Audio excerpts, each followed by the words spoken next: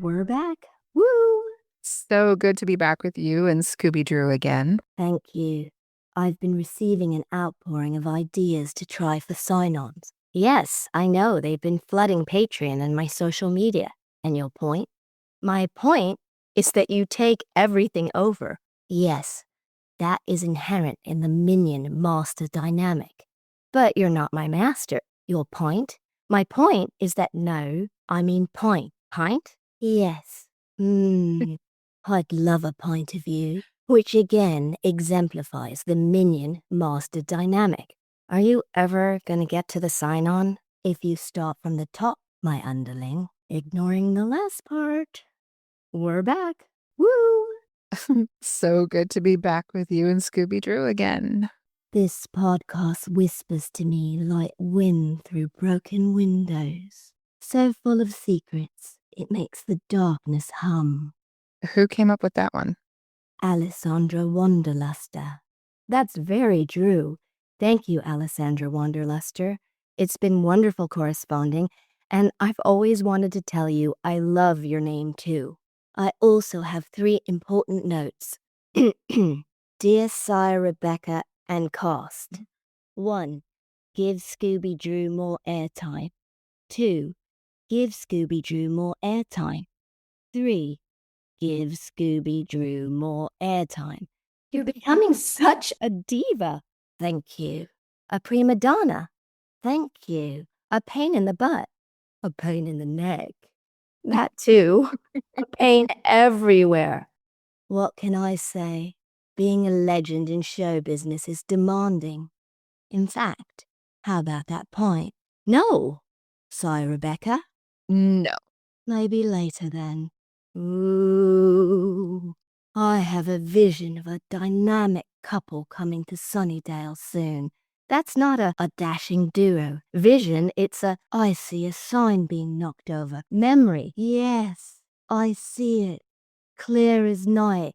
It's not a premonition if it happened in the past. I was just having a bit of fun. Oh, okay. Spoil sport. Maybe you should clue me in ahead of time? Daft Duck. Now that's not simple, Susan. Name calling isn't better than tearing your head off. No? Well, yes. Yes or no? Yes! Don't you agree, Sire, Rebecca? I do. No head tearing. Right then. Shall we sally forth? Absolutely. Shall we get into some behind-the-scenes info? Aren't you going to say BTS as usual? Nope, going to circumvent your adjectives this time. You mean bypass, thwart, shirk, my glorious descriptives? Well, I guess not. I, for one, would like to hear some BTS info. Great! The 2 Seans, composers, were brought in on this episode. When James and I came into season 2, I'd have the cast and crew come over to watch each episode as it aired. I'd drive home from set, order tons of Indian food for everyone. Indian food was the tradition. Chicken tikka, vegetable curry, aloo matar, rice, naan, so on and so forth, to be delivered. This was well before DoorDash and when restaurants delivered the food themselves. We would hang out, eat, and watch together, and it was really fun. Sean and Sean would come to those often. It's interesting to see the production design and props in this episode. Kerri Meyer was the production designer, David Conniff, the set director, Ken Wilson was the prop master. Some assembly required is a reinvention or a nod to Frankenstein, and it is so cool to see the attention to detail in Chris and Daryl's basement and in the old abandoned science lab. It's alive! Very good, Drusilla. Kenneth Strickfaden made the machines for the 1931 Frankenstein. Director James Whale turned to him for the eccentric design of the laboratory. Using his skills as a carnival electrician, these machines crackled, snapped, hissed, and sparked ozone. Of the many apparatuses Strickfaden invented and constructed for Frankenstein, his pride and joy was a colossal Tesla coil he called the Megavolt Senior. This machine spewed bolt-like lightning. Other Strickfaden instruments were named Neutron Analyzer, Cosmic Ray Diffuser, and a barytron generator. The machines provided visual excitement and showed that Dr. Frankenstein was a man of modern science who embraced technology. Strickfaden also worked on Bride of Frankenstein. He created science fiction apparatus in more than 100 motion pictures and television programs, including The Wizard of Oz and The Munsters. They did the mash. They did the monster mash, the monster mash. It was a graveyard smash. I love how you just break into song. How does the beginning of this one go? I was working in the lab late one night when my eyes beheld an eerie sight. Sigh, Rebecca. My monster from his slab began to rise, and suddenly, to my surprise, All together now. he did the mash. He did the monster mash. The monster mash. It was a graveyard smash. Well, that was fun. The set of Dr. Frankenstein's lab, including the laboratory equipment, was rented from Strickfaden for Mel Brooks's Young Frankenstein. It's so cool that Strickfaden had all of that 40 years later. Also, Ben Burt utilized the sounds of Strickfaden's equipment for select moments in The Empire Strikes Back and Return of the Jedi. By the way, in some assembly required as far as sets and locations, the football game at the stadium was shot at West High School in Torrance, not at Torrance High, where all the other practical high school sequences were shot. Synopsis. A brief summary or a general survey. Don't quote me, but I just love to compile, collate, posit, and then conclude. I'm summary gal. Yup, that's me. Sire, Rebecca, do you want to give the synopsis? Can I give it a go? All right. Two science nerds, Chris and Eric, put together body parts to make a partner for Chris's brother, who they have already revived from death. They just need a head, so they decide to kill this time, and Cordelia is their choice. So glorious to rise again. As I always say, I may be dead, but I'm still pretty. That's Buffy's line. You always go on about that cheerleader. Sire, Rebecca. This second episode of season 2 finds our Scooby gang on a hunt of a different sort. After Buffy finds an empty grave showing a body had been dragged away rather than risen, the gang settles on two options. Either they're on the hunt for a zombie or a flesh-eating demon. No one sees option 3 coming around the corner until poor Cordelia stumbles into a dumpster filled with the leftover body parts. It's up to the gang to piece this mystery together, while at the same time facing internal romantic questions. And it is a reimagining or a nod to the Frankenstein story. Yeah, Mary Shelley wrote Frankenstein, or the modern Prometheus, when she was only 18 years old. Isn't that amazing? It really puts to shame the amount of things that I haven't accomplished in my life at this point. But in 1816, Mary, her husband Percy, Lord Byron, and John Polidori had a competition to see who could write the best horror story. I think between the death of her mother shortly after Mary was born and the death of her infant daughter, writing Frankenstein must have been really cathartic. The true power of horror is that it reveals the truths that are often too hard to talk about. Yes. And one of my favorite facts about Mary Shelley is that she kept her uncremated remains of her husband's heart in her desk, wrapped in a copy of his poem Adonis. I have many a heart in my desk drawers. Ugh, note to self, no rummaging through Drusilla's drawers. Well, put it that way, you can have a feel in my drawers. No, sigh Rebecca. Definitely no. Angel sneaks up on Buffy in the graveyard. She says he needs to make noise, stomp, or yodel, and right away we know that she's in a better place than she was in when she was bad. The humor clues us in straight away. Angel is jealous of Xander. Ridiculous. He needs a batty fang. What do bats or fangs have to do with anything? Batty fang means to thrash or throttle thoroughly. very popular in 1867. Wild that the word is so vampiric. They fight the vampire, and it's stressful because she can't find her stake, and I guess eventually she batty fangs the vampire. I always hate those parts. Then they resume their discussion. Chitty chat. My point is that they continue as if they were never interrupted, and it's funny, like you're trying to do now, interrupt. But this is not funny. You know what is funny? Trying to say thrash or throttle thoroughly 3 times. Ooh, okay. Thrash or throttle thoroughly, thrash or throttle thoroughly, thrash or throttle thoroughly. Still not funny. No need for a schlemozzle. Definitely no need for that, whatever it is. I love the close-up of Buffy looking out from the grave. It's so filmic, and it's also so pretty. Now, I know, Sire, Rebecca, that something really bugged you in the first scene in the library. This is just one of those things that gets my fingers twitching, and Buffy has this one section of hair just falling in her face. And it might have been something that was specifically decided upon, but for me, I would just sit there like itching to go in and adjust it, move it away. But a lot of times, either it's a choice that has been deliberately made, or we're just not allowed to step in because everything is moving while we don't have the time. And the director feels that it's not really an issue. So, it's just a personal little tick I have. It did settle down in the second half of the scene. Did you notice that? I did. It was very calming to see.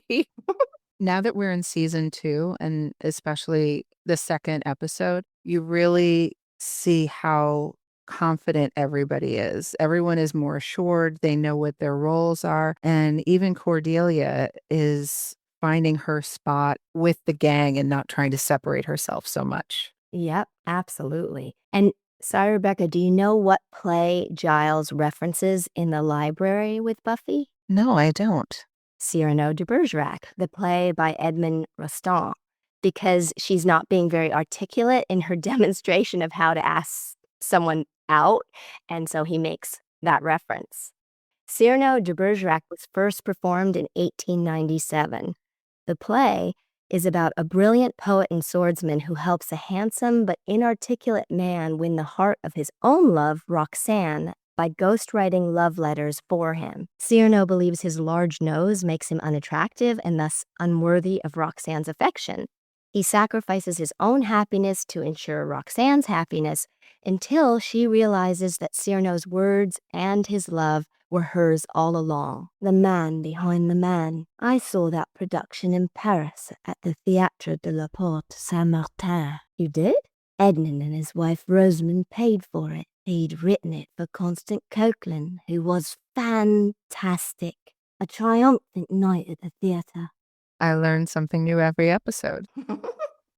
BTW, Xander makes reference to Jenny Robia Scott being in the same age bracket as Giles. In reality, Robia was 16 years younger than Tony and only 1 year older than Nick. Hollywood ageism as per usual. I get that all the time.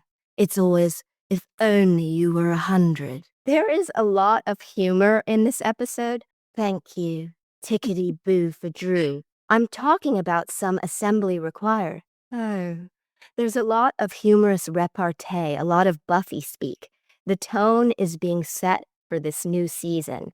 Buffy has come through her traumatic experience. She's herself again. She's thriving. She's strong. We quickly find out that someone has been digging up graves. Yes, they'd been grinning at the daisy roots. We also find out that Meredith died recently. As we mentioned, this episode is very Frankenstein and Bride of Frankenstein. In the entry hallway with Willow, we meet the guest stars, students Eric and Chris. Eric was played by Michael Bacall, who was in Inglourious Basterds, Django Unchained, Free Willy, to name a few. Bacall is his stage name. His real last name was Buccellato. Sadly, the actor who played Chris Ebbs, Angelo Spazzeri, died in October 2007 at 32 from suicide. He also appeared in the movie The Rookie with Dennis Quaid. I'd like to take a moment to say, please, please reach out to someone if you're hurting inside. Suicide is not the answer. If you're struggling, remember that there is a lifeline. Call 988 within the U.S. 24 hours a day, 7 days a week. Other countries have their own suicide prevention numbers that you can look up as well. Eric and Chris don't appear again in the series, but they do feature in the official Sunnydale High 1999 yearbook. So tonight I'm gonna party like it's 1999. Yes, there we go in song again. To me, there's something similar to Peanuts in Buffy. The adults, other than Giles and Jenny, they're not inside the circle. Chris talks about how if Dr. Clark doesn't understand a science project, he gives it higher marks to pretend that he does. It reminds me of the adults in Peanuts. And Eric is really creepy. He's the Igor character. I love Sarah's haircut in this episode. I know that one piece was bugging you, but don't you think it's a great do? It is. It allows for a lot of movement, and considering the amount of action that she's involved in, you want a hairstyle that is going to be fluid with that and not look like it's all kept together. Ooh, good point. Point. This episode just really brings home the idea that it's important not to go places by yourself. And, the buddy system. So if you're going into a parking lot with your friends, stick together. Keep eye contact as you're getting into your cars. Don't leave the lot until everybody's car is running and starting to move. If you're dropping somebody off at their house, wait to make sure they get inside, I feel like horror films and shows like this have taught us all a lot on how to be a lot safer and how to keep an eye out for your friends. Yes, it's a great point. And you see that when they're leaving cheerleader practice and then Cordy is left alone instead of the buddy system that you're talking about. That shot that comes down where Cordelia is at her car, it's really reminiscent of Lost Boys to me. Oh yes, I love Lost Boys. That Kiefer reminds me of my Spike. It's the other way around. No, Spike started sporting the look in the 1970s. Lost Boys wasn't made until the 1980s. Well, Spike didn't really appear until the 2000s. It's just like that Billy Lazy. You mean Billy Idol? Yes, he's very idle.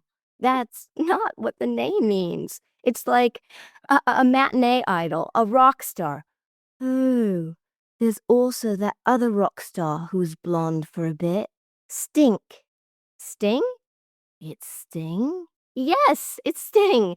So, moving on, the feet approaching when Cordy drops her keys, they're so scary. It's a tried and true horror trope, and it works to provoke anxiety every single time. Oh, absolutely. The only thing you know for sure is that it's a man from the pants and the shoes. Yep. Apparently, also, cheerleading seems to be the perfect training exercises to jump into dumpsters, to climb over fences, to dodge all manner of things. So I think cheerleading should be mandatory in school gym class. Scaling dumpsters training. Exactly. Chris's mom is depressed watching her dead son's game on repeat. We get the sense that is all she ever does. Xander says that the more unattainable, the more desirable someone is. I don't agree with that. Although younger, I did do that. I picked people who were unavailable. It did not go well. I truly like when people are open and straight with their feelings in friendships, too. Dev and I always tell you that we love you, Sire Rebecca. And I love you guys. Aw. You could be more forthcoming with me. Well, I'm just saying, I tell you exactly how I feel, Minion Juliet. Well. It is a bit weird when Xander says that he found the 3 dead heads attractive enough, but I guess it's supposed to be. What did you think? I hoped that it was just something nice to say because they are just heads. So, you don't really want to put somebody down when they're already so broken up. Oh my gosh. Oh, That's a that was positive way of wrong. looking at it. Daryl, like Frankenstein, needs a girl. It's Bride of Frankie. When Daryl is revealed, he doesn't come out backwards, but he does come out of the shadows like the original Frankenstein film. Wikipedia says there are 247 known films featuring some version of the character. I'm not sure if that number is accurate, but it seems about right. Yeah, I would probably agree because even if there are just small parts in other larger films, Frankenstein or Frankenstein's monster ends up being a theme that gets used over and over again. Yes, I knew Abby. Abby who? Abby Normal. Not the sharpest tack, but she was all right. Okay. Ingo Newhouse plays Daryl. He's a director and writer too. He was a former soldier who served with the U.S. Army Rangers as well. Ingo's father, Major James Newhouse, was a decorated Vietnam veteran and well-known Texas rancher. Throughout Buffy, jocks are portrayed as aggressive, and they also all have secrets. Spoiler alert. Yes, even Riley has secrets later. Let's talk about Chris and Daryl's mom for a minute. I know it's her way of coping, but you get the sense that she wishes Chris had died, not Daryl. And like the episode Witch, she's obsessed with glory days gone by. Her son is getting up to no good partially because she's not present. Yeah. Unfortunately, we've seen it in other films, like in Stand By Me, when our main character's brother has passed away, he's kind of invisible to his family as a result. And you really get that feeling in this. And I kind of wondered why he didn't just bring his brother to his mother. Like, she wouldn't have left the house anyway, just happy to be around him. Oh, yeah, that's interesting because she would have. And everything that you're saying feeds why he's doing what he's doing. We understand his motivation, even though it's a creepy thing to do. Even though it's wrong, we understand. Very wrong. To be continued. Let's get ready to Buffy! Vengeance Val was the victor in our first inaugural Battle of the Uber Buffy fans. If you would like to challenge her title and be considered as a contender for this season's battle, please email revampedpod@gmail.com. Yes, be sure to include your name, where you weigh in with your number of watch-throughs, where you're located, something interesting about you, or something you think would be good to share. And your social media handles. Yes, woohoo. Woohoo. Boop boop be Dru. Revamptees, please correspond with me on our Patreon page, Revamped with Juliet Landau, on Twitter, @Juliet Landau, on Instagram, @Juliet_Landau, and on the Fans of Juliet Landau Facebook group, or Juliet Landau official Facebook page.